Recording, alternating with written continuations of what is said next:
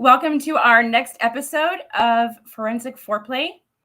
We are very lucky tonight to have our special guest with us, which I'm such a fan of this lady. Lauren Scharf will be joining us. She is an investigative journalist out of Colorado and did some amazing footwork and incredible coverage over the case that we'll be discussing tonight. So where's my co-host? I'm here.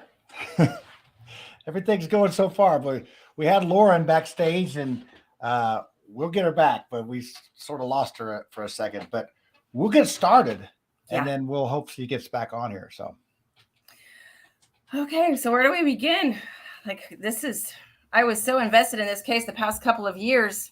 And since we had I guess his case was dismissed. So. Yeah, it was. I had a feeling that was going to happen. Yeah, well, hey, we do have I have a little bit of news this week. The Chaffee County Sheriff did call me to follow up on the lead. So I know that that's something that they're not just letting this rest. So I think it was Monday or Tuesday, I got a call from them and they asked me, we're following up on all the leads. And then I told them who I was and they said, oh yeah, we know who you are. Oh, you're that guy. I'm like, oh, okay. What's that mean? Can you say what lead it is that they're following up on? Well, I had called the tip line. So they're going back through the whole tip line to make sure they've covered it all. And they asked me if the Colorado FBI had contacted me. I said, yeah, they came to my house in Indiana and interviewed me. So, and one of my employees. So he was like, oh, okay, we just want to make sure. So that tells me that they're not just saying, oh, well, and I did ask him, I go, oh, are you still waiting for the snow to melt? And apparently Colorado still has snow. It's almost summertime and we still have snow. So that's where we are on. That's just my latest news on things are going on. And I know that some people probably haven't, that follow the true crime shows or whatever. We'll have some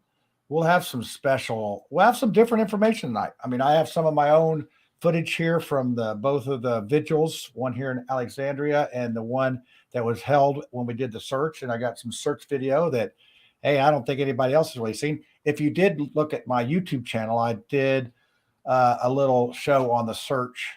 It's been a while ago. It was episode 46 on Do Something Indie. Quite a few people watched that. But let's talk about real quick, just some of the stuff that makes this an interesting true crime or one of these shows that it's just got all the elements. So why is that? This case, it really hit hard it gained so much traction. Like it went because true crime is more, it's becoming more of a trend. More people are kind of waking up, and with social media and the internet and all of our avenues, we're able to investigate more, other than just going through newspapers like back in the day before we had the internet. Now we're able to do more footwork on our own. But this case just absolutely broke my heart. I've got kids of my own.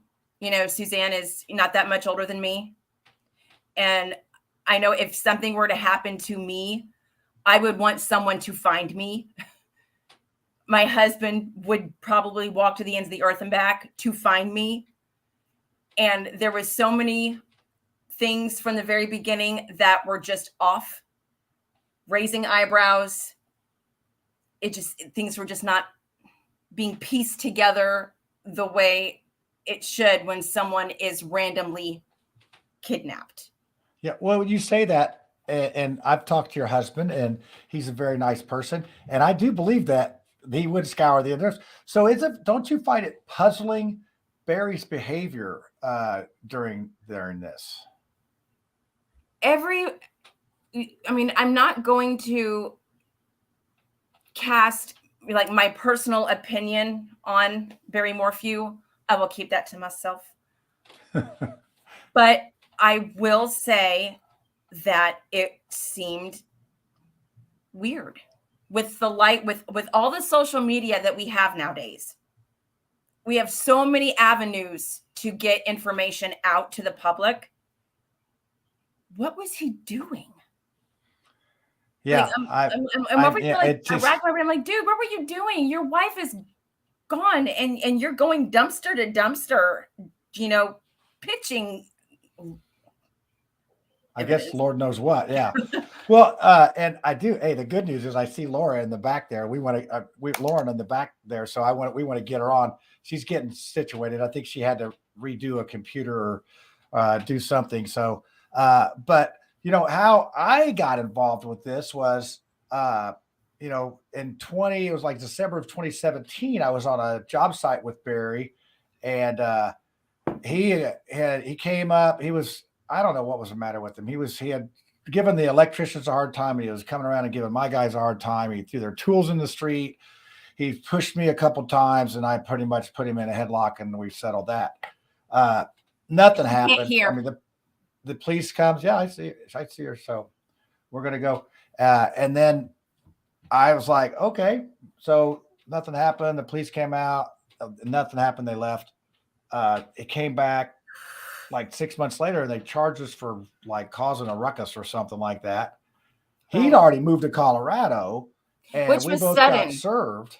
That also raised an eyebrow for me, was the sudden move to Colorado whenever you've got such deep roots, in a community. He had his business. I know Suzanne had been battling cancer. That's where her doctor was. Why the scramble to bolt? The whole thing was odd. But when I saw that post of Indiana woman goes missing in Colorado pop up on my internet there, I thought, I thought, please don't be that guy, that Barry Morphew. Don't be that guy. And I look, and the first name, it says Barry Morphew. I'm like, no kidding. So I just put on my Facebook, hey, this is a dude that attacked me on the job site. And off to the races we went. I had the plunder people, all these people calling me. I had no idea that true crime was that big. But since we got Lauren here, and let's bring her on. So Lauren, I think she still looks frozen. So we may have some technical challenges tonight. So let's see if we can do this. So, there she is. Yay! So we put you in the spotlight there. She's freezing up a little bit. Well, we got her picture. Yeah. It's coming and going, and she's sounding like Minnie Mouse. Yeah. Can you hear her okay? I wonder how that's going on the feed. I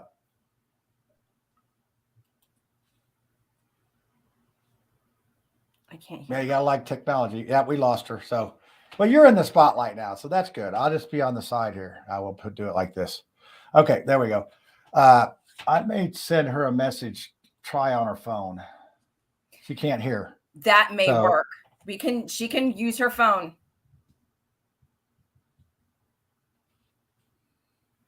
So we'll do that. So we can still try some more. Well, she's not in backstage, but we can still talk about some more stuff like that till we get her going. So, it just was very odd that I saw that, but and so I say these things, and these people started going crazy. Some people were like calling me all sorts of names and different things, and other people like, but when I posted that was on a Saturday night, and the very next day is when Barry did his plea to find his wife. Which he didn't even do that plea until, was it 2 weeks after? It was 1 week, because I remember, well, I believe it was 1 week, because I didn't even see anything about this until a week later. So, that was what was interesting. So, and honestly, I just was looking through, it was like pretty big news that this Indiana woman goes missing on bike ride. Yeah. So I'm like, okay, that's weird. So I sort of got roped into this all different ways. I just minded my own business, laying bricks in Whitestown, Indiana. And, I run into this guy, and then this turns out to be this big thing. So let's see if we got Lauren again. Let's see what we have here. Hi, guys. I'm actually. Oh, yeah, we may have it. So because something's going on with our internet in the house. So I'm so sorry. Don't apologize. We're just happy to have you. Yes, well, thanks for having me. Yeah, I'm telling you that technology sometimes is great when it's working. Right. And you just got off the TV, right? Is you still set up on doing the evening stuff? Well, typically, but today's my day off. So I had Oh, the day okay. off today. Well, we're so glad for you to Thank come. you so much for taking time out for us on your day off. You're awesome. Yeah, no problem. So I know that this case has taken up a huge part of your life. Like, you have done so much footwork regarding Suzanne. And you've like put your heart and soul and blood, sweat, and tears. And you've brought so much information. And I want to thank you so much. You have been an amazing voice for Suzanne. I cannot thank you enough. That's really sweet. Thank you. You have That's been really, really sweet. a phenomenal person in all this. And I mean, I'm frustrated because it really doesn't seem like we know anything. Like, it doesn't seem like we've had a big evolve, except for the fact of the trial getting dismissed, which I had a feeling that was going to happen, due to lack of evidence. But when they did dismiss it, my heart kind of sank into my butt. But it's like, where do we go from here? Well, you got to remember, I mean, investigators are wanting desperately to find Suzanne and her body, to bring closure for her family and for those daughters and for Barry as well. So I think that's their number one mission right now. And the snow is melting. We did get a late May snowstorm, which dropped more than a foot of snow in the Salida area. But I think, people just got to be patient. With investigators putting on the court documents that they're confident and they feel like they're very close to finding where Suzanne is. That's pretty bold to put in. That is a bold statement. I'm crossing my fingers and toes that they're going to find her soon. Yeah, me too. So do you think I recently just got a call this week from the Salida sheriff for the Chaffee County asking, and they were going back over the tip lines. Are you finding out that anybody else is getting calls back, or do you have the feeling that they're like trying to shore up their case? No, I definitely am hearing from some people that were, witnesses that, investigators are re-interviewing people and kind of going through the tip line once again now that they have time. Yeah. Man. With all this, it's kind of hard to keep, I'm trying to keep personal opinions to myself and I'm trying to be unbiased. Because technically, being a true crimer, you're not allowed to speculate, though we all do. Keep your personal opinions to yourself. But damn. Very frustrating. Yeah. And so I guess we had some recent development. Barry was back in court this last Thursday, I guess, or for a different yesterday. issue. What was that? There was a virtual, a conference with the Judge Patrick Murphy, as well as his attorneys, and Barry Morphew appeared virtually, and it was over the him voting for Suzanne in the 2020 presidential election. Was it 2020? Anyways, the last presidential election. I'm sorry if I can't remember exactly when that was, but they pretty much set a new court date for June 30th. It was interesting. Iris Eaton, Barry Morphew's attorney, wants to file some motions in regards to this case, and she hasn't done so yet, and she has until June 27th to do so. And so once they kind of look over those motions, then they can kind of proceed as far as if the arraignment will be indeed, June 30th at the end of Right. the month. So, and then also Iris Eaton mentioned that the former FBI agent Johnny Grusing had been harassing her client, going to his haircut and asking him questions about where he'd been and where he's located. And the state prosecutor also asked, you know, hey, we filed a motion. We really want to know where Barry Morphew's permanent residence is. And Iris Eaton says, you know, he doesn't have a permanent residence yet, and that right now we're just using my law office as his permanent residence. Right. So it sounds like the state really wants to know where he is. They're trying to, well, because he no longer has the ankle monitor anymore, right? He is free and cleared to roam and go wherever he wishes to go. Yeah. Yeah. So what made him? I'm wondering if they're not worried if he's going to run. Well, he's obviously not on any. He still has those cases to do in Chaffee County, so he still has to be, you know, near there. Right. He doesn't have to reside. He doesn't have to live in Salida or Chaffee County anymore. He can live, you know, wherever, really. Right. He just has to make sure he's there in court. Yeah. So what made him? How did they get onto his voting for her? How did they even probably figure that out? Somebody. Well, the county clerk who like counts the votes or whatever, she noticed the Suzanne Morphew, who obviously been missing for, you know, a couple months at that time, and noticed the signature of Barry Morphew, and that there wasn't a signature for Suzanne. He just signed the witness signature is what, right, at least in court documents, and that's what they said. So he didn't sign her name. Trying to influence a public servant is that clerk, is that charge as well. Oh. So not only, yeah, so it's the, you know, voter, and then also the trying to influence a public servant.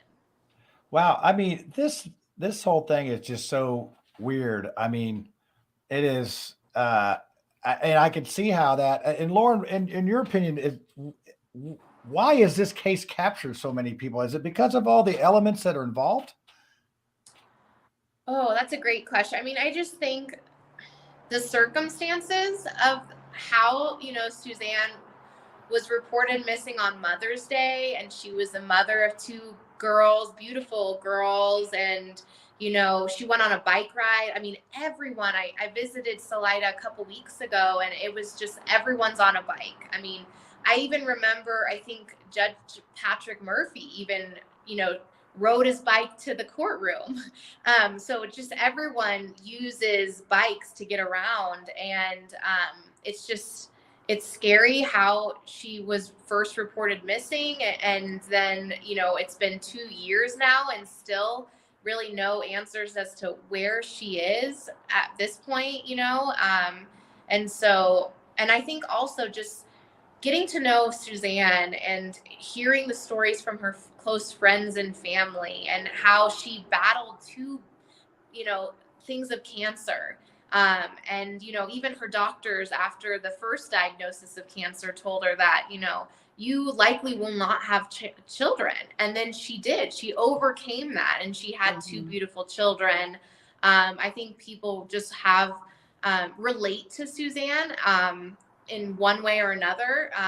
And I think it just captivated the nation as well as the whole world. I mean, I get notifications from people in Ireland and Australia and New Zealand and all over who are interested in this case and want to know the latest updates. Yeah. And this case has really sort of put you on the map of things. And, you know, like DeeDee said, you've been in this thing from day one. And we've talked several times back and forth, and I've met a whole bunch of new batch of friends out of this, which I think is a positive thing, but it's under such a terrible circumstance. And just the whole thing of going to ride by yourself on Mother's Day. And, you know, it just something doesn't add up, but where does that lead us? That's the question, I guess, that everybody's asking. And you have to also remember this was like right when COVID was really, really bad, and people were not supposed to be out camping or doing things outside, even in Colorado. This was really just a month after, the whole world kind of went on shutdown, Yeah. So you got to remember that was a factor in all of this as well. Yeah. Hey, I'll tell you what. Let me to give the folks an idea of what the terrain looks like in the search. I got day 1 and day 2 of my trip out there, video I took, and we can just keep talking right over this. So I'm going to go ahead and play this, and we'll just I'll give you the intro on this. This is an old mine of some sort. I think it was gold mine that we went on day 1. We went up to. Andy had gotten permission to search this place, and it looked like something right out of the 1800s. But you can see it's pretty rugged terrain. So Lauren, did you get a chance to go out to that area? I haven't been to this specific location, but I've heard from a lot of locals that there's a lot of mines in and around the Maysville area, and some are not even, mapped out, or, they're not even, what's the word I'm looking for? Working mines. Charted. They're not even charted on a map or anything like that. Yeah. So people need And to this remember that. Yeah, this one had not been, it didn't look like it was used for a very long time. And as you can see, it's sort of run down and it's not actually working. It doesn't look like, but you could see the territory, and down there in the back is the main road. And then we're sort of off to the back of the road and carved out of the side of this hill. And you could, I mean, it's pretty steep, and I think we're getting ready to show a picture where I climbed up higher on the ridge and looked down on things, and all that. Yeah, look, it's like, if you're scared of heights, don't look. Okay. And I'm the most ungraceful person. I mean, that would be the end of me right there. Yeah. It's like, well, and then this is a spot where we found some dirt that looked like it had been disturbed. And so we dug some holes in there. And then this is that ridge I was talking about. Look how, I mean, that's like, oh, that's straight down. And and you can see how high we are. I mean, and that it even goes higher than that. In a minute, you'll see, you can see down there where I started this video. And so, I mean, we searched literally high and low to all these different places. And then you can see, heck, you can even go up higher if you wanted to. And then I went out on the peninsula of this. It looked like they'd sort of carved around this thing. So it looked like they were like digging into they were sort of strip mining. It looked like they were digging into the side of the mountain, and then they would take the spoils down and run it through the machine down there and figure out what was in there. And you can see a little person there. So that was our day 1 of searching. And it was, it was pretty interesting. How did you do in the altitude? I was fine. They actually gave me some altitude fizzy things, but altitude never really had bothered me. And I had my bike. I rode my cross bike out there, so I was able to ride some different places. And I'll go ahead and roll day number 2, because day number 2 in the morning, I was able to go out and sort of ride up. Now, this video I'm getting ready to show here, so we'll talk about this. This gives you an idea of what kind of territory this is. This is the road that actually went by Barry's house, it's sort of the back way to Denver. And I mean, it is a 1-lane road that sort of goes with these little spots where you could go off and camp. And this is one of those spots where you could sort of camp. And then I'm actually walking out to the road. But really the altitude, it didn't really bother me. I don't know. Some people do have problems with that, but I didn't have the problem. There you can see my bike against a tree, and I'm walking out to the road. And then I'll show you. I think I'm going to try to tell you which way to Denver and which way back to Barry's house here in a second. I believe to the left here is that is the way to Denver there, and the other way we're going to see is the way to back down to Barry's house. And this would be that way would be back down to where that pond was. And then this is another one of those pull off spots. And I mean, you could just see it's just as rough as can be. And we're out there hunting for pretty much, I said, a needle in a haystack without the needle. I mean, we're just sort of just going on different hunches and different things that's happening that we hear about, and having to get permission to go hunt. And they did not, Barry's house, they had the police out there blocking anyone from going by Barry's house. And I believe somebody from the search party got in a little trouble because they got close. And here's a picture of me actually talking to Barry. So Jason, Lily, and I this was the afternoon. We were coming back from going up that road that we just were on. And we were joking. They said, if you see Barry out here, you're going to talk to him? And I'm like, I don't know. I don't think so. I don't think I'm going to talk to him. So we roll by there and I said, hey, stop. I want to talk to him. I want to ask him what was up that day that he got into it with my guys and me and everything. And because it's just curious. See, there's Jason's photo credit on there. The video is mine, but he took the picture. And so we had a conversation, sort of apologized back and forth for the altercation. And he basically just said I was having a bad day, but he looked very tired. I mean, he looked very, very worn out. I don't know. It's just sort of weird. He had his Bobcat on his truck. He was pulling that around the whole time. Was very strange behavior. So, and I don't know, Lauren, you had some Barry, you actually interviewed Barry, right? Was that in person? Yeah, I did interviews with him over the phone. And then also I did speak with him in person once or twice, really, a couple times. Yeah. I mean, we would see each other at the courtroom all the time. So.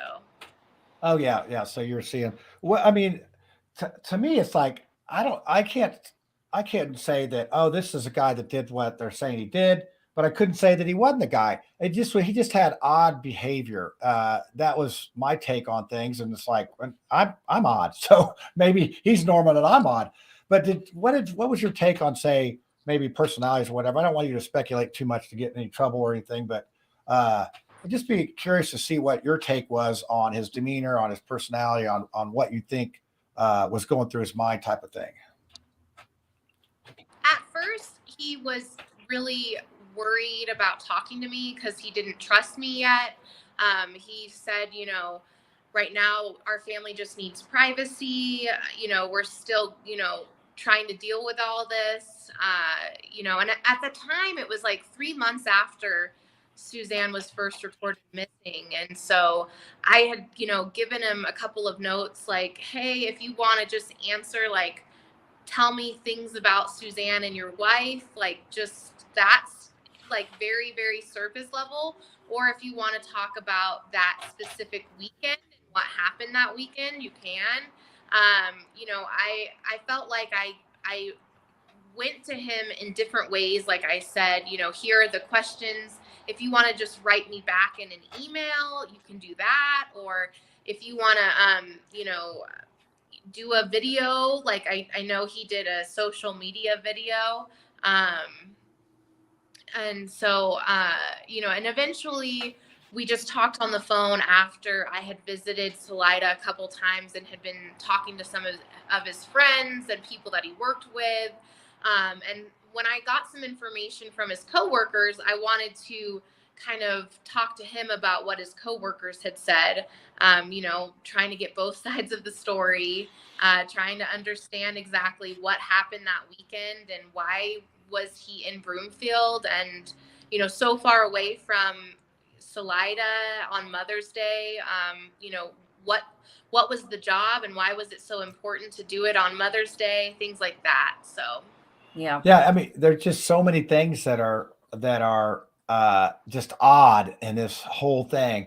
So I want to play. I don't know if you've seen this. This is I was at the vigil in Alexandria, and I don't know if you've seen this or not, but I'm going to go ahead and play this. This is Andy having a request, thanking people for coming out and having the request to actually come out on the search in September. So I'm going to play this real quick, and then we can comment after that. Maybe we'll talk about. And you did talk to Andy, is that correct, Lauren? Okay. I did, yeah. So here we go. Let's play this. I really needed this support. really sincerely need the support.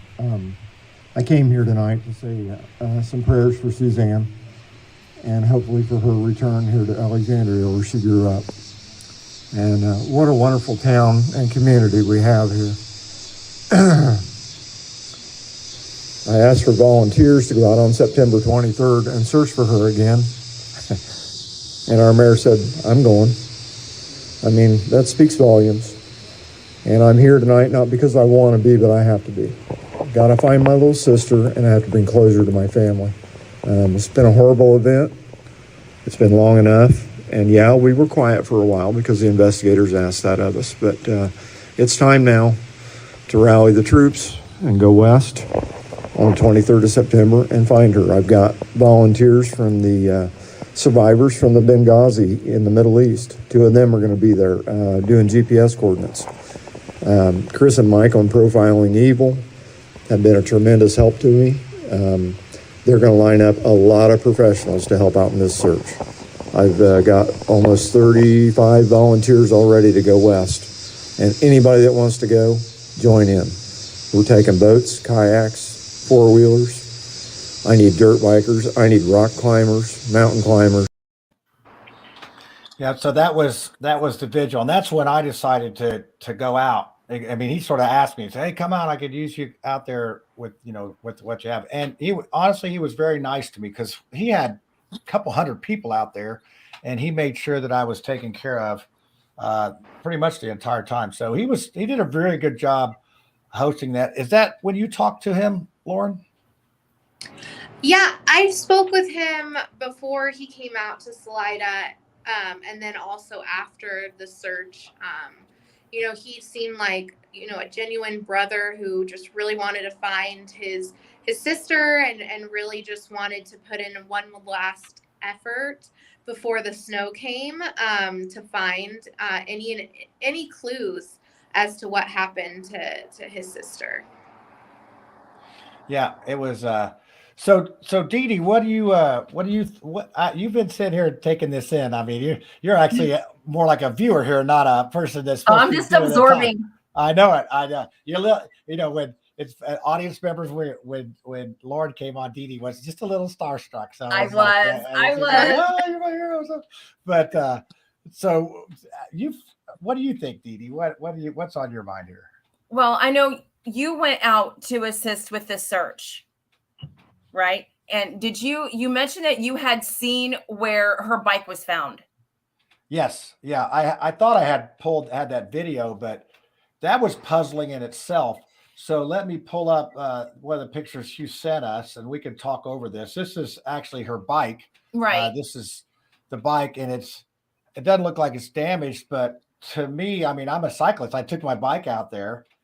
And if you were going to crash going down that hill, you would be on the outside of that hill. So it is obvious that somebody had pitched that bike down in there. And was her helmet also found with that bike? No, it was found somewhere else, I believe. Somewhere not even really off close. Of Highway 50 in the opposite direction of if Barry Morphew was heading towards Denver. So yeah, it's puzzling. So maybe we could talk to this right here. This is I think this is his cell phone around the house. Is that right, DeeDee? You sent me this picture. Those are the cell phone pings, and that's just weird. I mean, I understand people are gonna walk all over their house. I mean, I don't have a whole lot of acreage like Morphew. I only have maybe just under 2 acres, but I mean, I'm sure my phone will ping, all over. But what gets me is like, I know that there's not a whole lot of, there can't be a whole lot of cell phone towers out in that area. So how did they come up with this? With it just, I mean, there's a tower nearby. And these timestamps here, are those like, it's almost like running like that. Is that what I'm gathering there with those timestamps? And there's latitude and longitude for each of the points, and then also timestamps.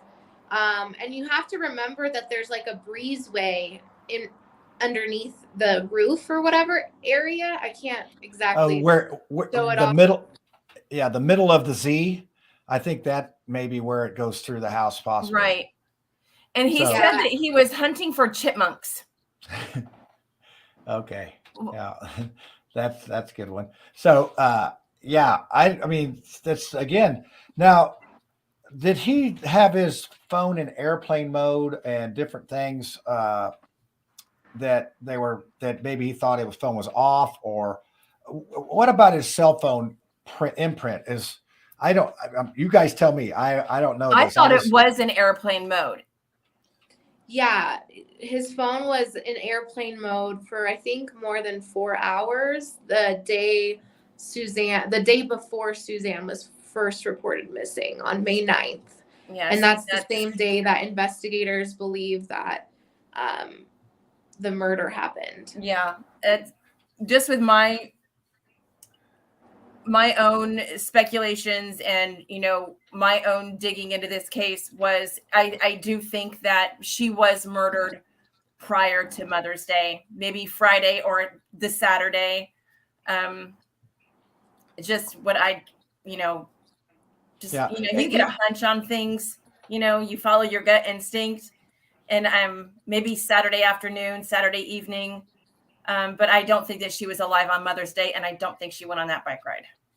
No, I do not think so. And, Lauren, you've been out there. I've been out there. That place is in the middle of nowhere. I mean, I kid you not. It is. I mean, it's your neighbors would really be having to pay attention if you were coming and going, really. But the thing of that is, even Barry Morphew himself didn't think after, like, I think even a week or so after, they found Suzanne's bike there, Barry Morphew himself didn't even think that there was a bike accident. And then a lot of people who, was at the scene, like the deputies and some of the Macy's boyfriend's father, and they looked like it didn't look like a bike crash, You would think if there was a bike crash, there would be blood, there would be skid marks, the bike would be some sort of damage. There would be someone possibly could have heard her screaming for help or something in that area, but again, it was COVID too. You got to remember that. So people weren't out and about like they typically are in that area. And that area where that bike was, you could scream for a long while and nobody would hear you. Well, and then there was the mountain lion theory. That was an interesting thing. Again, that would be blood and brush track. That would be issues, I think, on that.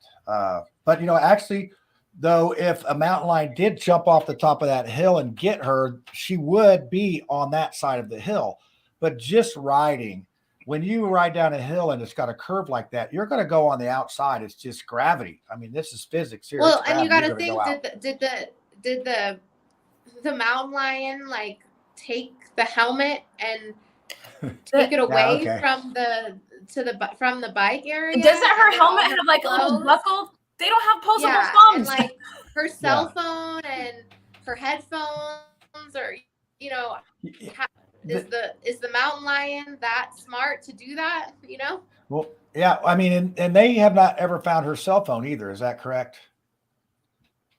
Yeah, they have not found her cell phone either. Mm-hmm. So yeah, if they find that mountain lion, he's probably got that cell phone. But yeah, that was sort of interesting how that went. But let's talk about, this is the early things. Trevor Noel. Did I say his name right? He was Trevor Noel. Trevor Noel, yeah. Isn't he the nephew?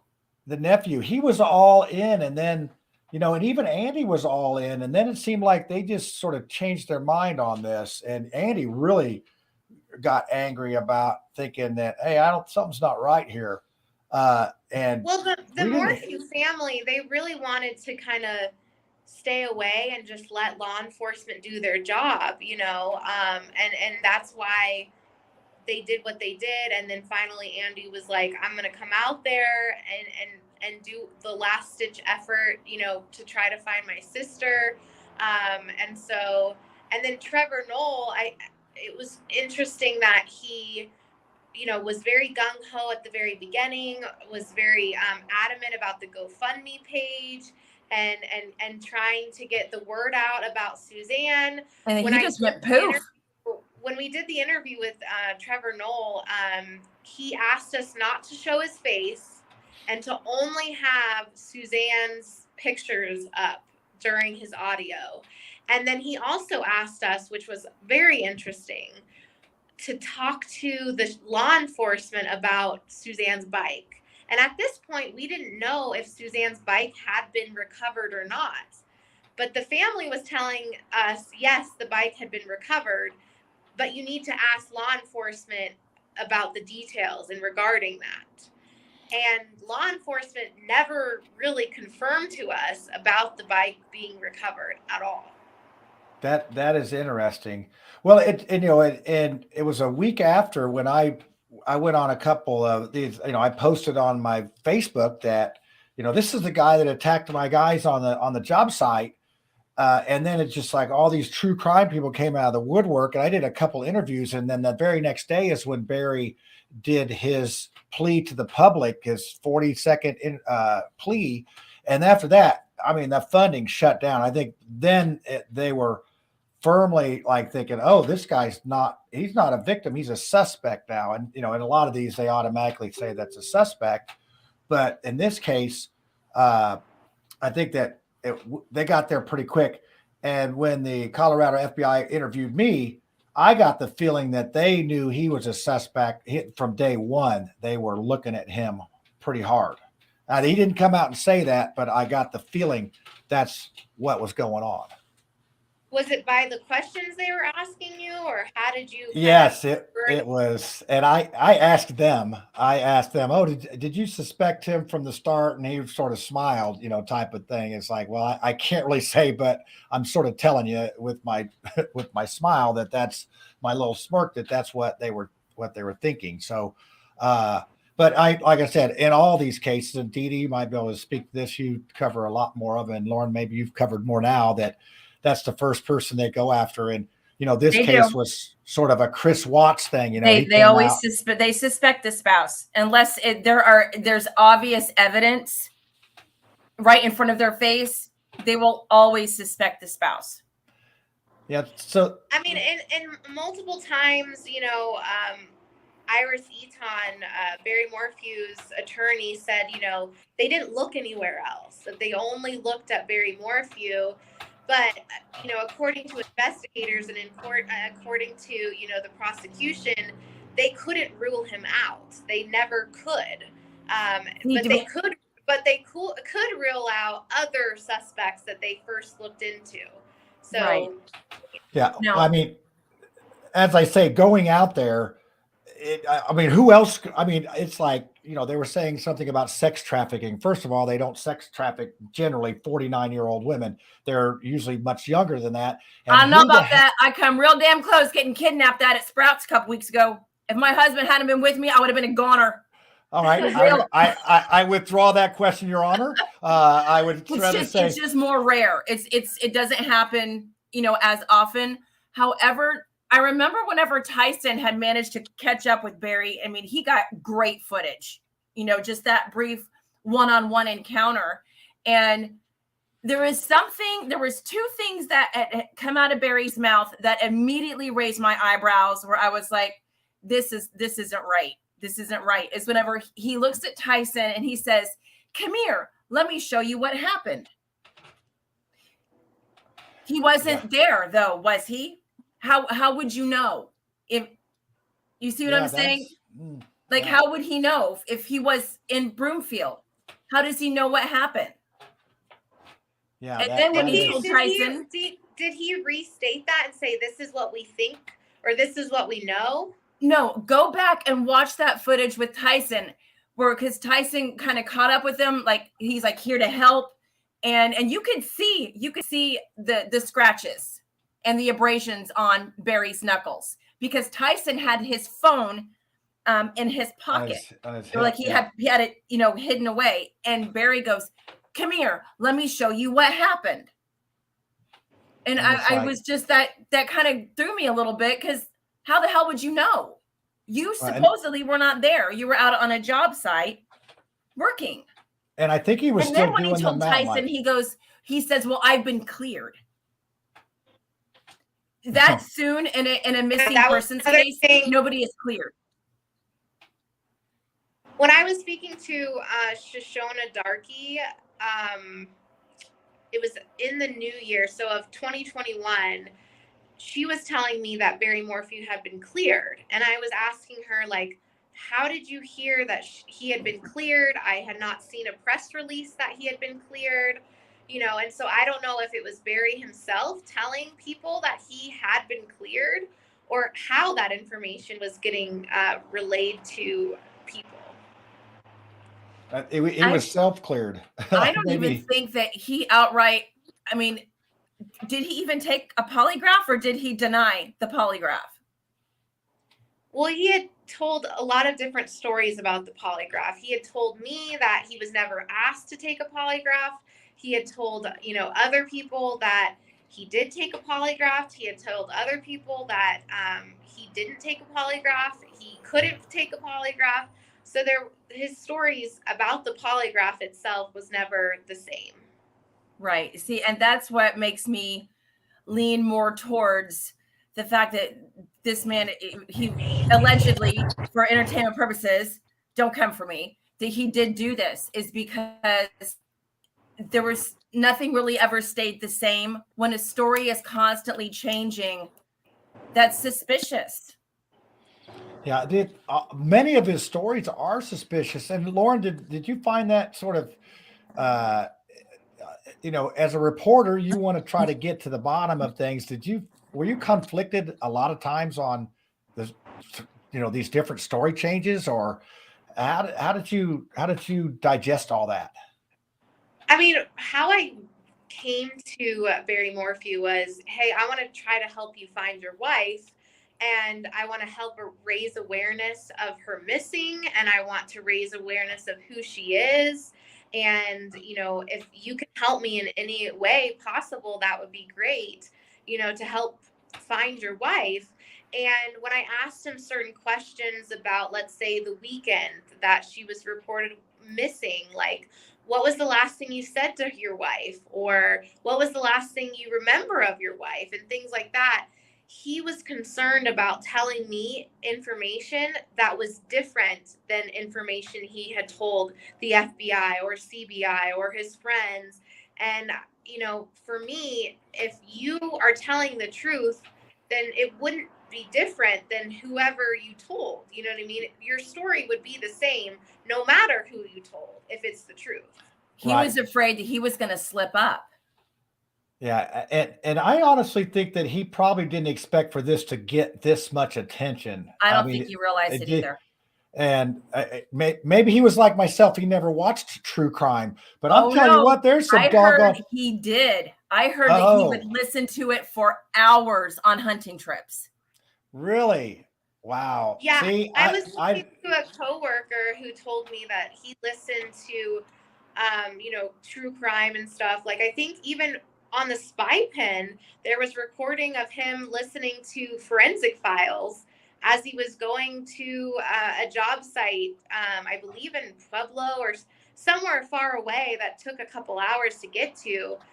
That's the spy pen that was found in the Morphew home.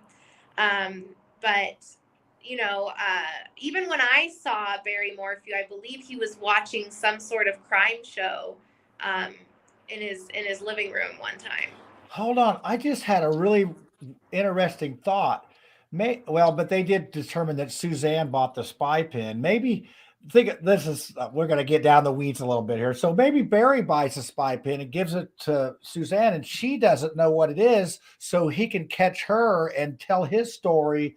You see where I'm going with that? I know. I need to get my tinfoil hat out, I guess. But that's an interesting thing. So I'm a true crime rookie here. So that, you know, it might have been a rookie mistake, but it's just so many different things here that did this make you go, what's up? So, well, Lauren, I know you're getting, you have been gracious to give us your time, and we want to be gracious to let you go when you requested to go, because you have probably you got a new husband. You're probably going to go, Congratulations, wine by the and way. dine. Thank you. I'll show you. Oh, Yes, I'm beautiful. Yay. I am so happy for you. Being a newlywed is so fantastic. Thank you so much. And thank you guys so much for having me on. I really appreciate it. And sorry for the technical difficulties in the beginning. We're just glad to have you. You take care, and happy wedding bells. We're going to do this one, Lauren, before you go. I'm going to play this, my last night in Salida after the vigil. I had dinner with Andy and them. It's just a little short 30-second clip. So we'll watch this, and then we'll have you back here. We'll say goodbye and have a good evening. So check this out. All right, we're here at dinner after the vigil. All my new friends from all over the place. And these two ladies right here laughed at all of my bad dad jokes. Oh, yeah. There's no doubt about that. So, yep, my last night here in Salida. This place is awesome. And these people are awesome. I've never been around so many caring people in a long time. Now, Jason down there, he's Sherlock and I'm Watson. We've been solving crimes all day. Oh, that's really neat. I love to see all the turquoise. Yeah, we were like sporting we had just gotten our shirts too from that. And but Jason sort of got roped into it because his wife was true crime. So, but he really was like, let's go look at this, let's go look at that. And he was driving us around, and he was the one that took the pictures, and he actually took a video of me talking to Barry, which the picture was about the same as the video. So, but interesting things. But hey, thank you so much for coming on. And no problem. And thanks for having me. And just one more thing, I just want people to realize that, Suzanne is still not been found, and for people to continue to remember her and continue to put pressure on the people to hopefully find her, the people that are investigating this case. I know there's a lot of people that think they're keyboard investigators and things like that, but people need to remember that, there are FBI, CBI, and the Chaffee County Sheriff's Office that are working really, really hard to find Suzanne and to bring closure for the family. So I just wanted to say that real quick. But thank you guys again for having me. All right. Take care, Lauren. Have a good night. Bye. Okay, let's see. Let's get us back here. So, that was cool. I'm glad we got that. Love her to death. She's just such a joy. Yeah, she's been our number one guest so far. Oh, she's been our only guest. But anyway, she's still number one, right?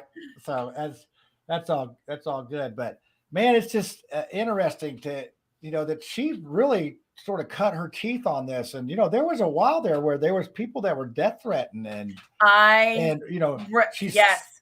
spoke about those keyboard cowboys and this. And this is why because when I would jump into her lives, I have a bad, I don't comment, I don't leave comments, because I've been in those groups, and those people are absolutely nuts. They are nuts. They attacked me. Girls, and I'm just like, I stop commenting. I just kind of sit back and watch. It's the same thing with the Delphi group. I very rarely ever comment, because if you say something that is a different opinion than the majority, or just somebody else, they'll come for you, and they're nuts. Yeah, they came after me big time. It's like, what the? I mean, they did everything. They accused me of, he's. I mean, it was unbelievable. And then one of the somebody went on one of those shows and didn't say their name, I don't think, and they were like, just dogging me on stuff. I'm like, what'd I do to deserve to be dogged like that? I'm just telling you my story, and I never said that Barry's a kill. I never said any of that stuff. I just told my story, and honestly, I don't know what to think about this thing. It's a mess. I mean, I got enough of my own problems. I don't need any extra ones, but so it must have been important enough, because 2020 came to my house here in Indianapolis and interviewed me, and then Dateline interviewed me out there right in front of Barry's house when we were out there searching. So I don't know if any of that ever get used or whatever, but I think they sort of wait until there's some sort of conclusion on these cases, don't they? Before they, it's like making wine or more like making whiskey. Sometimes you make it and 12 years later you get to drink it before one thing that I am worried about, and because we see this a lot with so many cases, is that it's already been 2 years. It took 5 years for the remains of Dylan Redwine to be found out in Durango, Colorado, and he was barely a mile from his house. So I mean, and well, Durango's pretty rough too. But I mean, is that, is this really, to me, just guessing, because when the Chaffee County Sheriff called me, I asked him point blank. I said, are you guys really looking, you got some leads on this, or is this just a regroup of a case that started off on the wrong foot? Because they excluded a lot of witnesses and it didn't seem like they had it together very good. And so dismissing it and coming back again, is this just an excuse? And of course he didn't answer me, but I asked, as a good reporter would ask, but actually is somebody that's a witness. So we got some comments going here. So yeah. Oh, we Joy Catcher's watching. Do you know Joy Catcher? It says the Joy Catcher. That's not a real name, but anyway, so she sounds like a pleasant person. So I have no idea. Okay, yeah. So she's talking about. I didn't even have the comments turned on. Okay, yeah. Hey, as the host, it's a distraction for me. So I just won't. We're used to not having any comments. So, but I do have this banner that we have here. That, hold on, let me get to the right one. That we put up. That if you ask any, when we post comments and questions live on the show, but we've never really had anything. So Joy, we appreciate you getting involved. Absolutely. So let's see. Let me pick out one for her. Oh, see, hey, DeeDee, this is one for you right here. Trust your gut. That's you, isn't it? I'm more of this one, but I do like to go. But usually my guts, I need Pepto-Bismol for my guts. So I don't want to be trusted. I like to better think about this one. So, and I think she talked about the interviews with Barry. It was like pretty nervous, his, and it's not, well, because I know some people are just very uncomfortable being put on the spot, being in front of the camera. Maybe they're just not very social. Maybe they're more, introverted. But when I remember his very first interview, it was either the first or second interview that Lauren got with Barry over the phone. He seemed angry with her. Like he just, he almost yelled at her and was very abrasive. It reminded me of Silence of the Lambs. Remember Silence of the Lambs when he got, Clarice, I'm angry with you. God. You didn't do what, I mean, seriously, that's this kind of stuff that's just sort of strange about things. But, she had another comment on here that's interesting that and I don't know who Joy Catcher is, but he and his family watched people on here during all that too. So, yes. So there's a couple people on there that had obvious fake names. I mean, at least the Joy Catcher, that's a good fake name. I really like that one, but some of the other names were not so joyful, and they would really get onto people. But, I was just amazed at how many people that had no clue, that probably never met Barry or Suzanne or anybody, that had these opinions like they were just stone cold right about everything that was involved. And I was like, it just bothered me. This was like, I mean, I can't say I know Barry Morphew very well. I just had a couple encounters with him that were not very good. And then I knew one of Suzanne's family members, which I can't say who, because I told them I wouldn't, from previously before this. So it's sort of a weird case for me to get sort of drawn into this. And then I don't know if you ask me now if I would ever posted anything on this. I probably think twice about it because it really wasn't the best experience. And I was just a way, way, way side note. I would hate to be somebody that was in like right in the crosshairs, like a Trevor Noel, Trevor, what's his name? Trevor, whatever, Noel, or, Andy or somebody. And Andy handled it pretty well, I think. He just got frustrated because he wasn't getting his results. And he's a guy that I want to get stuff. I want to get results. And right. we mentioned that during because whenever you have a missing persons case, time is never on your side. You have got to be quick and So what do you think that they're really, I mean, what's your opinion? Do you think they're really looking, they've got some leads, or do you think that's just a stalling technique? No, I think that they are, but they're going back through old tips tells me that they never caught on to those tips. They, pardon my French, they effed up. Yeah. They jumped the gun. They went right at Barry.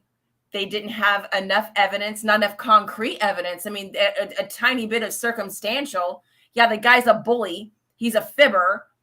But that doesn't make him a murderer. In my opinion, that doesn't do that. You have to have concrete evidence. So it's like, so now they're like, okay, well, maybe we probably should have gone through, those FBI tips a little bit more thorough instead of honing in on the husband, because maybe he didn't do it. So yeah. Well, now speaking going of back to concrete, those tips, they can start checking them off.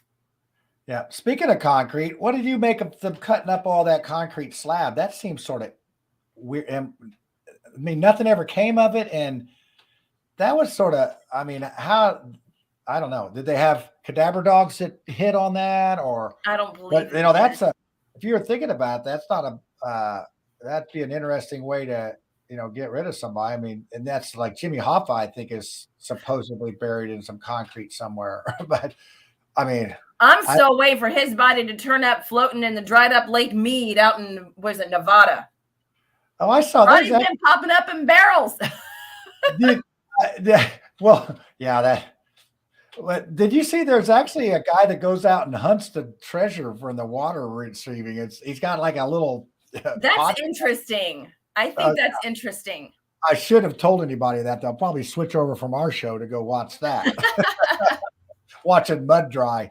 But it was, so this has just been an interesting, it's just the whole thing's interesting in itself with everything that went on with this case. And, I don't know. It's just something that's crazy.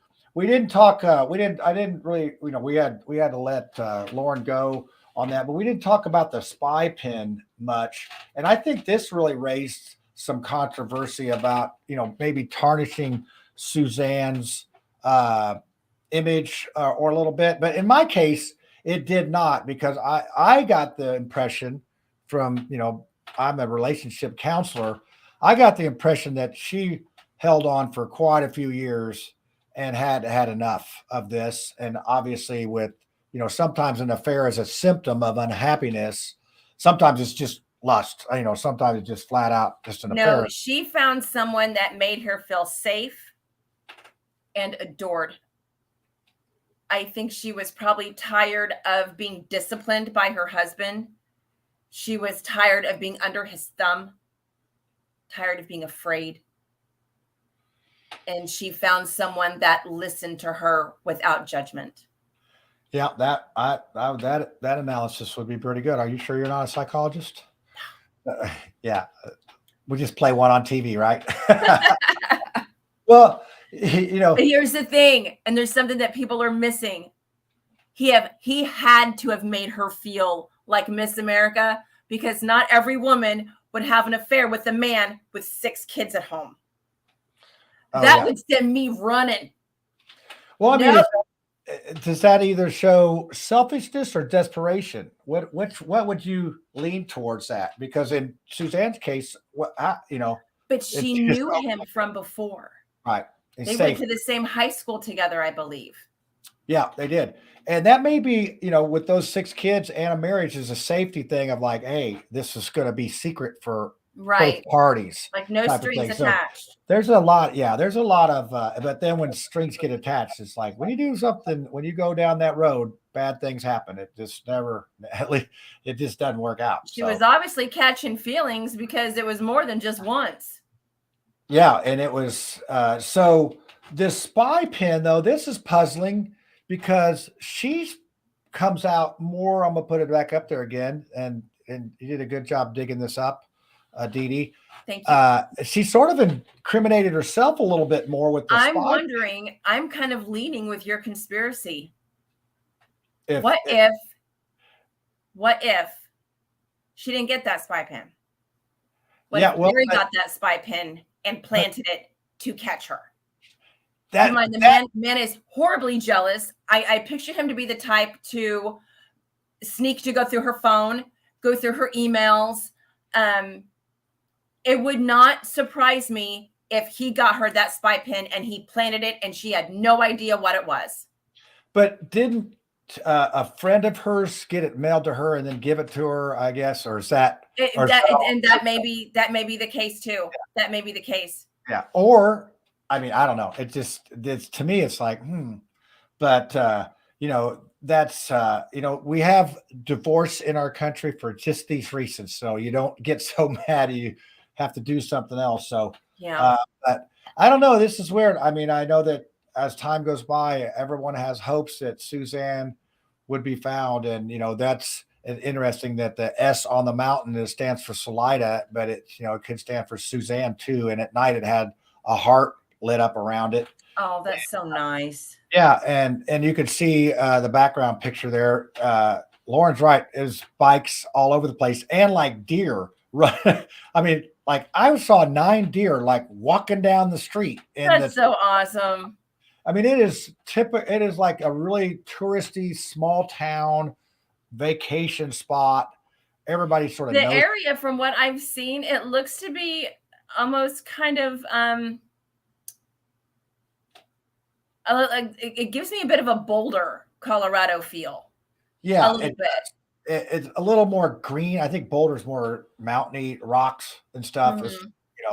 But this is a greener thing, and it does have that little river running through it down. If you go straight down this road that we're looking at underneath us here, that's where that river that runs through there goes through. I mean, it's just really a pretty, quaint little place, and it's adorable. How if you didn't have friends, and I think Suzanne had, if when I played the video of our dinner, those 2 gals that laughed at all my bad dad jokes, they were in her hair. I think they were her hairstylists.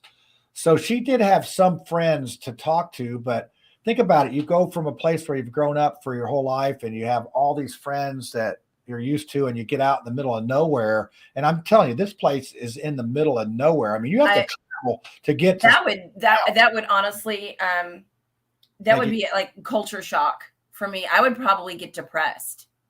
Yeah, I would. You're a people person, and I think she was a people person. But honestly, think about Barry's personality. He could go. One of his friends told me that he literally camped out on a herd of elk for 2 weeks so he could shoot the biggest bull in the group. Yeah, but he's obsessed with killing things. Yeah, I know, but still a hunter. In my opinion. I know. Wait, do I got to put the disclaimer up here? I don't want to piss anybody off. Yeah, well, we don't know. I mean, it's the worst thing we could do is accuse. The worst thing you can do is accuse somebody that didn't do something, that didn't do this or do that. And I'm not. I am not going to. I'm just saying, I'll call strange behavior. I won't call him a murderer. I will, however, raise my eyebrow at you and think otherwise inside my head, but I won't say it out loud. Yeah, balls and strikes, baby. That's what we try to do here. We try to call balls and strikes no matter what. But hold on, we may have another comment coming in here. Hold on. Nancy. Oh, it's Nancy. Let's put her on there. Sheila got her the spy pin. See? She was right. It was the friend. But let's dig this conspiracy down even deeper. Maybe Barry told Sheila to get the spy pin. I don't think that her friends would side with Barry. I don't think they're friends. Because they knew. I'm pretty sure that Sheila knew what was up with Barry because Suzanne confided, you Yeah. know, in her closest of the close circle that she had. And I think they knew that she was miserable. So, but you know, I guess why did she get so sloppy with the spy pen on the things? I mean, obviously, she probably figured nobody was going to find it or see it. She had control of it, so she didn't care if, or did she give it to Barry and he to? So, how did? Wait a second. Let's. It back was up. it I'm was by this. investigators that found that spy pen. It Okay. it was not Barry. No, because remember, he said he had no clue about the affair, which I'm calling bullshit on that. For as nosy as he was and controlling as he was, Yeah. he had to have known. Yeah. He Well, had the to fact he would have probably done himself a better by if he did know to say the truth, because now if he knew and then he says no, that he's covering up something. So again, another story it's just, you know, even when he attacked me, he lied to the police and said I punched the dude. I did not do that. I didn't do it. I got all these witnesses that said I didn't, but he swore that I punched He him. has a history of fibbing. That's another reason. People have behavior patterns. He has a history of fibbing. I tell you, the guy was a worker though, man. I mean, he was. Oh, I believe it. He was landscaping the hell out of that place. I mean, but it's like, yeah, he was in a hurry to get it done, and I could see why he made a lot of money because he would just rawhide people and get them, you know, just get stuff done. So it just, you know, very interesting, very interesting. So, but so do you know Nancy? DeeDee? No. Okay. Comments. What? Hi, Nancy. Thank you for joining. Yeah, thanks for joining. And we'll see. We'll have quite a few more people watch this post production. But yeah, we actually have a few viewers tonight. That's good. So let's see. What else do we have here? Let me see what I have. So we talked about the bike. Did we showed the bike, didn't we? And the only thing we had. Yep, we did. And we showed the spy pin. We showed the cell phone pings in the house where he was claiming he was shooting chipmunks. Yeah. So, and then another story that I had heard or somebody was talking about, he had put like an elk carcass or a head or something out there. And that's what was drawing mountain lions around a little bit. So, or could be. So, I mean, does that sort of draw a red flag? If he is putting animal carcasses around the property, knowing darn well there's going to be search dogs, I think he put them there to divert the dogs to the carcass so they would not find her. Yeah. Well, I mean, you don't, unless he's got maybe an elk head in the freezer or something. It's like, yeah, I know. I need to just try to figure all this stuff out. And man, I tell you, some of his stories are like putting cooked spaghetti back in the box. I mean, it just doesn't fit. And it's like, so, but you know, and we just hear, like I said, we just hear from the news and this different things. I just wonder what kind of picture the authorities have been able to put together and on this. But let's talk about the recent interview. I did not watch the interview that they did, but fill me in on that interview that was made.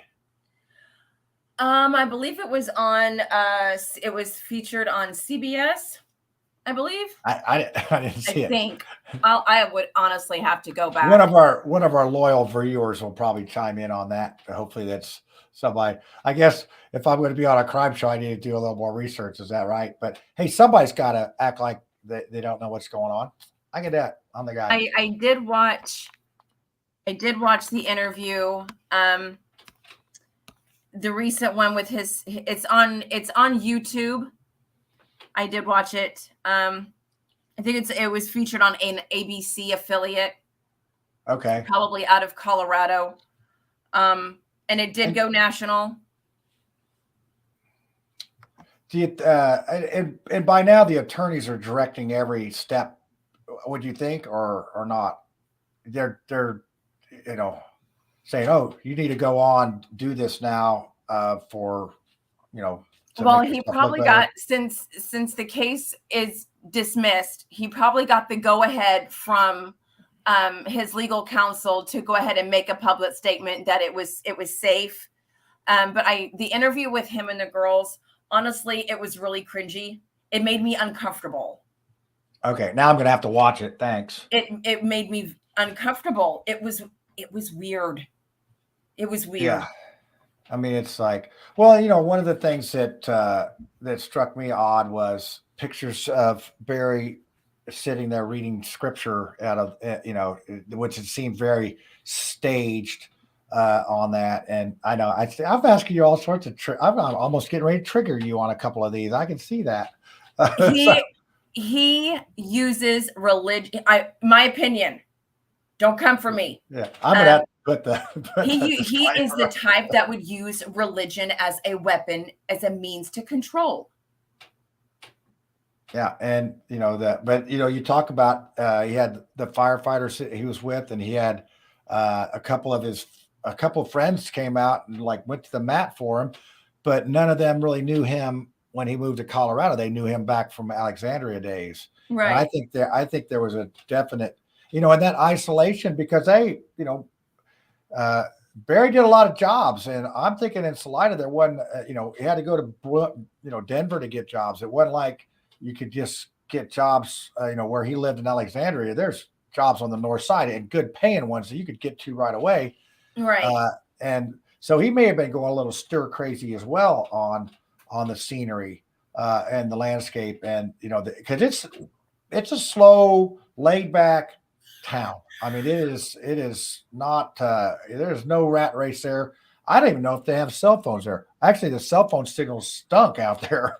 So yeah, that's why I asked how they were able to pick up those pings, because I know that the reception out there is doo-doo. Yeah, and then also, the cameras were off mysteriously that day, which I'm not even going to really put any stock in that, but it is, because our cameras are always off when we need them because somebody's stealing something or whatever. But right, but that was another thing. It's like, oh, how convenient. They're off, and the bike's gone. So whatever happened, how they get the bike out of the? I'm thinking whoever did this had to get the bike out of the garage and into the ditch. It was just setting the stage. I don't think she ever rode that bike. Oh, I don't think so. I don't think she ever put on that helmet. Not that day. And some people said that she would always drive, put her bike on the car and drive to where, and now I used to ride to the rides that I go on, but now they're far enough away. I can't ride 100 miles to go to do the ride. So I have to literally drive my car to a group ride. Right. But I think she did a lot of solo rides. I don't think she did the group rides, which, out there, obviously they got mountain lions and bears and people that could be a problem. Another thing about what's this mystery DNA that was found on the glove box? Well, apparently it is the DNA of a sexual offender out of 3 different states, but they don't have a name. They got his DNA, they got him in CODIS, but they don't know who it belongs to. That's interesting. Well, when you go get your car serviced, I mean, I wondered, could it have been there or put there by somebody detailing her vehicle? Right. I mean, that wouldn't surprise me, because a lot of people that have had sorted past, that felons or whatever, I'm a contractor, a lot of, they're not going to be stockbrokers on Wall Street. I mean, let's just, so you're going to do those kind of service labor intensive, jobs. So I could see that would be an issue, but I don't know if that car was a used car, if it's new, or if it got serviced or what happened. But I think I think this was her Range Rover. Right. Yeah. I mean, it could be somebody from England. Range Rover now? Sold. All that stuff got sold. Who bought it? I don't know who did buy it. I don't know. I'm not being smart like you now. Who bought it? I believe it was a family friend of Morphew's, of Barry's. Oh, really? I had heard that it was that's interesting. A wife of a certain friend of Barry's who's come at me a couple of times online, but I'm not going to mention his name. That'll be up to the viewers. Do your homework. Find out who owns that Range Rover. Okay. Yeah, we I'm got not to give gonna homework say it. out. We're giving out homework on this show now. So, it's there's layer upon layer of just stuff, and I don't think that any of those things you could get to the end of whatever that circumstance is and go, he's innocent, he's guilty, I just don't think there's you can think that, and then about that time you think, oh well, this DNA or this spy pin or this other things that make cast doubt. And as you know, reasonable doubt is all they really need to have. Okay, with the DNA, if it was all over the vehicle, if it was on the door handles, on the steering wheel, if it was inside her bike helmet, on her bike handlebars, more than just one little area in that Range Rover, I would be more likely to believe that she was taken randomly. But it's just not enough for me. I was like a big. Oh, we may have another. A lot of people think Nancy. she is buried Nancy, somewhere close to the house. A lot. I think she was. I don't think she is now. I think he moved her. Just in my opinion. And honestly, you talk about somebody taking her. Until you go out and walk that area and see where that is, it's like, who even knows where this is? Which could mean, oh, well, she's easy target because nobody's back here. But first of all, you got to find this person. I mean, this place is remote. I want to know, and I have yet to find anything about this. There was a shed where he kept like all the hunting things. Okay. Did they ever search that shed? I think they searched everything thoroughly. I do. And I did see a video of the police letting Barry go back in because they sort of locked him out. Yeah, they did. They kept him out of his house. They let him go back in. And when he was walking through there, he looked like a beat puppy. He was like, I don't know if it's, I mean, you could look at it two ways. Either he was sad about the whole situation or he was worried about getting caught. It just, something was really, or really maybe heavy it was on the him. guilt eating away at him. Now, okay, you could say that. You forgot to add. It's my opinion. Fast. Oh, that's what I thought when I saw him person face to face on things. He did not look like the same guy that was trying to rip my head off on a job site. He just did not look. He looked like a beaten man. He truly did. And honestly, if you don't know how to handle this situation, and maybe he's it too. Maybe he's just poorly handled this. Maybe he's just, he just did out of his element.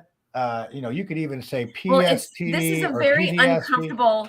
The whole situation would make any husband uncomfortable because the public automatically hones in on you. We had a case out here a year ago in December. A mom and baby disappeared, and the fiance they honed in on him, like not necessarily the authorities, but the public just ran this poor man through the dirt, and everybody just, they knew he did something with the wife and the baby. The wife was found in the trunk of her friend's car in Houston, and the baby was taken by that friend. The mother was murdered specifically for her infant.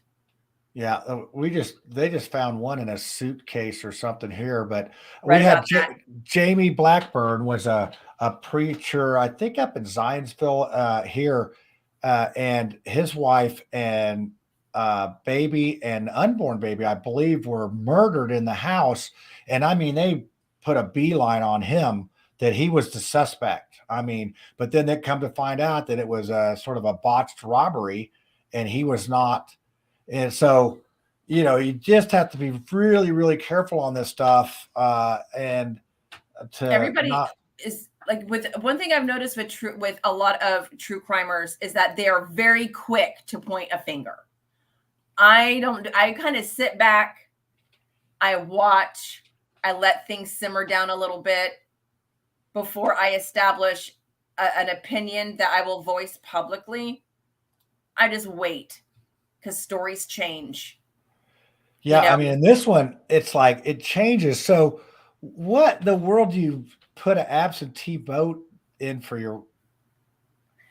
I know that almost is another red flag to say, "Oh, look, she's somewhere else." But I don't know. That's I don't know. ballsy. I don't know what that, and that's one of the red flags to me that says, "Hey, he's in shock," and which again would be a reasonable doubt that hey, But here's the thing. okay, Why would you devil feel the advocate. need to vote for her? That's illegal. Well, I mean, I don't. Okay, I think honestly, I think that Mr. Morphew has his own set of rules, and if your I think you scaffold's are in absolutely his right. way, then by gosh, you've offended him, and he's going to rip your head off. I If think that he is very much, Yeah. he is his own boss and he's going to do whatever he wants.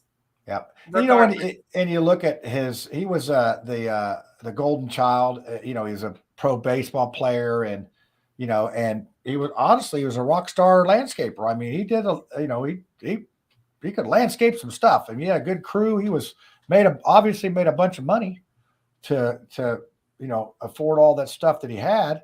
But speaking of the money, how much do you wager he spent on this trial so far? I think he's probably going to be in debt for a really long time. Yeah, so I mean, he sold their house and pretty much liquidated pretty much everything. Yep. But I know their house was 800,000 or more or something like that. It was a bunch of money. That house is nice. I think it was like 1.2 million. Yeah, and then I think he bought something for his wife. But there was an awful lot of maneuvering going on that period. He filed for guardianship like 6 months later. But and that's again, that may look bad, but they had that house in Alexandria they had to get sold because I think that was financially they was having two giant mortgages. It's financially draining, absolutely. Yeah. So I mean that's really a non-issue to me in that regard. But just putting all these little pieces together on things, it really paints a interesting picture of what's up. So, but and I haven't commented since for quite a while on this because I thought we were going to get called as witnesses. And I talked to Lauren, off air. I asked her if she was called as a witness because you think they're going to call her, don't you? Think they're going to? I mean, she would be somebody I would call. I don't think so because I think that they would deem it to be hearsay because of her job. Okay. And it's not that, and I'm sure that whatever she had, she was more than willing to, turn it over if they asked for it. There was no reason for them to subpoena her when they can just go into the work she's done and they can get everything. They get what they need out. And, well, and the thing is, when they ask me every time they interview me, they say, would you be willing to testify in this case? And so me and my employee were on the witness list for things, and they didn't call us. And so when I was thinking that, I mean, not like I'd be and I'm fairly sure that there's other people that Barry has had altercations with. Keep in mind, it also didn't go to trial. It was dismissed. Yeah, that's what. And when everybody was talking about, is this going to get dismissed? I'm like, I'm pretty sure this is going to get dismissed because they haven't even. They didn't have enough. They didn't even call the witnesses to even to let them know that you on standby or subpoena or anything. So, but think about it though, if you want to do a practice run, and that's one way to do it. And didn't they change DAs in between being charged in the case? And judges as well, I believe. So and then a bunch of experts got tossed out because they didn't get added in. They missed deadlines for some certain things. Yeah. So they had made some mistakes on the trial part of things. So yeah, it's anything else. So, but will you have any other questions, comments, or anything there? Not as of yet. We can touch base on this. Again, I like there's a lot about this case that, it just doesn't make sense. I'm not gonna judge the man, because we don't want to get sued. I'm really trying. I will say, if there's a lot that raises my eyebrow. There's a lot, but I'm not going to point my finger and judge him. That's not my job. I'm with you in that camp. There's a lot of things that make you go, but I can't say he's the guy. So, what do you think next time? Maybe we had some interesting things here on the Delphi case just come out. Oh my gosh, I do a lot of research on the Delphi case on my own. There's been so many YouTube creators that have gatekeeped this case, and they have made so much money off of this case. And honestly, it makes me sick. There's a lot of red herrings. A lot of red herrings with this case. I think that somebody is being protected. I think it's somebody important that is being protected. Yeah. Well, and the latest thing. Well, let's save it for our viewers next time. So, I don't want to say anything, but this is near my house too. So it's got to be. But yeah, there's some interesting stuff, and there's some other stuff that's coming out that they have, that they haven't. But I think it's been 5 years on that. And related to this case, I've had several people ask me, "Well, Barry's got a hunting place up there in Lafayette." I'm like, that's when I shake my head. I'm like, you know what, that you can say a lot of things, but I don't think that's why I reached out to you, because because you of that raised my eyebrow. Okay. Yeah. But you weren't the only one. You were not the only one. Look, the circumstances surrounding him upping and leaving Indiana so soon, very soon after those two little girls were found. The details surrounding the Delphi case, his walk, the gait that he has. I just was like, I'm really starting to wonder. That's why I reached out to you. I'm like, do you know what he was doing in February? Yeah. Well, and that's one of the things that, just on this, let's say if Barry is found responsible for this, I think this was either a crime of passion or a singular. I don't honestly, this is probably going to sound crass, but he just didn't have the time to do that. I mean, he was either hunting or working, not people hunting. If he did do this, I do not think that it was spur of the moment. I do think that it was premeditated, because she still hasn't been found. Randoms don't have the time to hide a body very well. You often find randoms, not all the time, but a good majority of the time you find your victim quickly. Yeah, well, and like the Delphi, the latest thing on that one's like, hey, they may not have been right there. They may have been taken. It's like, so it just, all of it makes me sick, all the way from down there in Texas. How close are you to the school where the kids were shot? Far. That was close to the border. Okay, so you're quite a ways from there, but I mean, it's still one lunatic with a gun, and we can say that he's the guy that did this. We don't have to speculate. Can cripple our nation for weeks, and a very well-trained, well-groomed asset.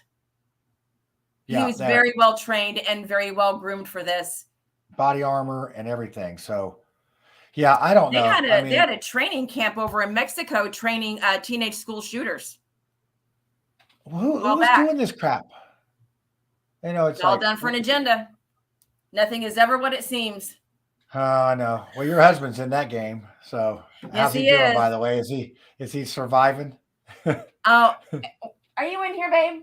No, he's downstairs. He's doing good. He's our executive producer that doesn't do anything, but nobody gets paid on this show anyway, so we'll do that. So, all right. Well, maybe what do you think about the Delphi case next? Because that seems to be, I'm going to say, keep in mind, it is 5 years worth of details and suspects. I don't think we would be able to get all of it in. We can pick up three-part series. We could do a three-part series. We could do, but we got to be careful, because this case is gatekept by a lot of greedy, selfish creators. I wasn't even going to discuss the Delphi case. Oh, really? So you think that they would come? Why would they care if we talked about it? I mean, we're nobodies.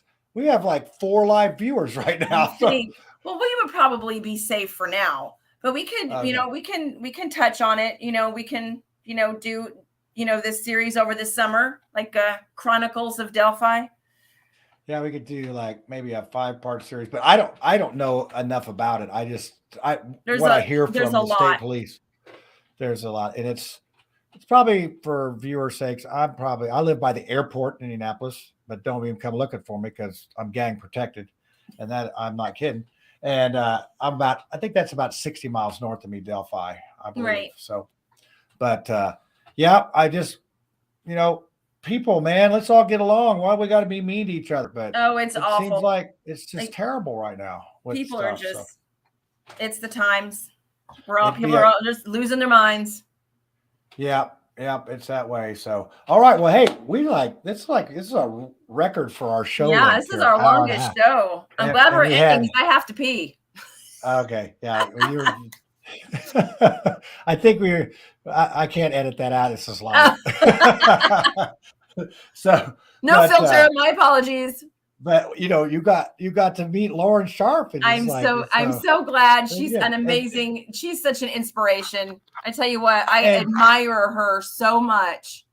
She's super nice too. And there was a moment there when her job was sort of, I'm serious. There was people that were threatening her, and it's like there's no need for that, because as you heard right then, she was trying to help Barry get his story out and find his wife. And she wasn't trying to build her career. She wasn't trying to do any of that. She was trying to do reporting like she was supposed to do. So, right. Hopefully that was conveyed tonight. And, but she's very approachable, very nice.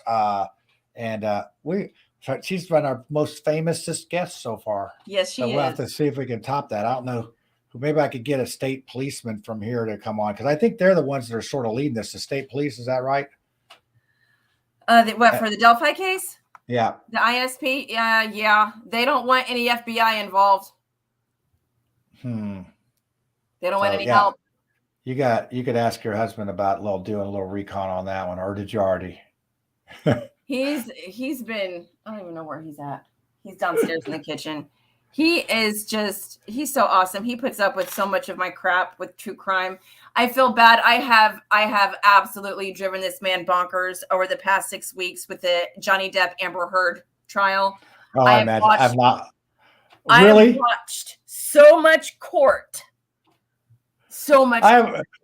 How much you've watched? I haven't watched. I can't watch that train wreck. So glued. When I tell you how entertaining. It was a train wreck, but it was entertaining. I did hear that they did closing arguments yesterday. Is that right? They had closing today, and the jury is in deliberation. They were released about 6 my time, and they'll be back on Tuesday, and we'll have a verdict on Tuesday. You think so, or? Yes, I do. I honestly think they had a verdict today, but they put it off because they didn't want to release too soon. Because I don't think it's going to rule in favor of Miss Heard. Oh, that's killing me. Well, maybe we should do that one next show, because it was crazy. I'm a Johnny Depp fan. I grew up loving that guy. He's an amazing person, and he got sucked in by a succubus. And like any typical feminist out of Hollywood, I think honestly that she was sent in to take him down. This wasn't something she concocted on her own. I think she was put in place. Really? So yes, it's like, didn't Paul McCartney have the Beatles guy? Didn't he have an interesting marriage that was sort of similar in this way? I'm not sure. I would have to look into that. Yeah, I just remember that it was like one of those deals where it just reminded me, and I'm looking at this from 1,000 miles away. This gal was in this for all the wrong reasons. I think that Paul McCartney's woman was in it for all the wrong reasons. And, they look for that golden parachute, yep, so to speak. The golden goose. There you go there. Wow. Look at all these topics we have. So, hey, but it's your show. So you can pick Johnny Depp, you can pick the Delphi, whatever. We'll keep our viewers in suspense for next. I think next show, because like so much happens, I think we should just take a show and just do updates, new cases coming about, like introductions to new cases. Maybe we've got updates on cases that we've been following, things like that. Keep everybody, abreast on the current events for the true crime community. Well, your expert opinion and I don't know what's going on opinion. So that's why I'm on this show. So I could be the average person that doesn't pay attention. That's me. But I do usually know enough to be dangerous and get myself in trouble. So, all right. Well, hey, DeeDee, it was great seeing you this month, and we'll do it. And I apologize for last month. I got mixed up on the days because it's the third Friday of every month. Yes, sir. And for some reason, last month, I thought it was the fourth Friday of every month. But so it all worked out. We were able to get, I think in that meantime, the Morphew case got dismissed, and I can speak freely about it instead of worrying about if I was going to testify. And honestly, it does keep Suzanne's, face out there a little bit. Keeps it, because these things just sort of die away until you come across an anniversary or something to remind you. I thought a lot about her this past Mother's Day. Honestly, I know, and I don't think I will not think about her any time on Mother's Day. I mean, it's just one of those things, just sort of burned in your minds. Yeah, it is. It's bad. I mean, it's bad. And then, just some of the stuff that's going on. So, okay, well, hey, great job. And I'll play the ending, and we'll call it a day. Y'all take care. See you next month. Hold on, I want to do one more. What's your prediction for the Indy 500? Are you even a race car fan? No. No. Maybe if we had a true crime car. I moved away from Texas Motor Speedway just because it drove me crazy. Oh, really? Well, I can almost hear the cars from my house going around. But I am going to the race. I'm going to go with the only female in the race. Not a female in the race. Not this year. Oh, bummer. My prediction is there will not be a woman winning, and that's probably going to make somebody upset. Oh, well, they'll get over it. So, okay. All right. Well, we'll see you next time, everybody. And let me find the right one here, and peace. Take care. Out. All right.